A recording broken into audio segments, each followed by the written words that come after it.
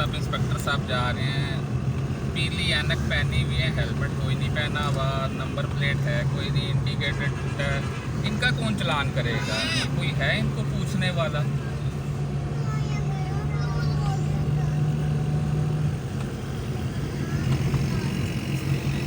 पे मास्क भी नहीं है, कपड़ा लपेटा हुआ है।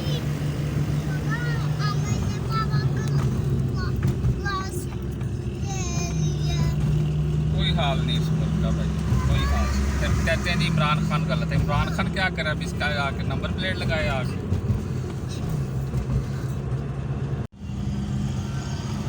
इनको क्या कहते हैं जी? इनको कहते हैं रियासत के दामाद ही हैं, असल दामाद रियासत के। जो लोग फिर इमरान खान को कहते हैं कि यार इमरान खान ये कर नहीं करता, वो नहीं करता। क्या करे इमरान खान? अब इसकी आगे इंडिकेटर जुड़वाए, नंबर प्लेट लगवाए, इसको हेलमेट भी लेके दे।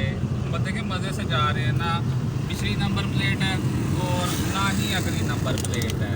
और मतलब क्या बंदा अब इनका करे इसमें? अगे नहीं आएगा उस्ताद, कोई पूछने वाला नहीं है इनको। आम बंदा इस तरह जा रहा तो पकड़ के उसको जी 300 का चलान कर देना इन्होंने। जलालत उसकी लहदा बैंक की लाइन में लगेगा, जाके चलान जमा कराएगा। और ये इन्हें कोई पूछ ही कोई नहीं।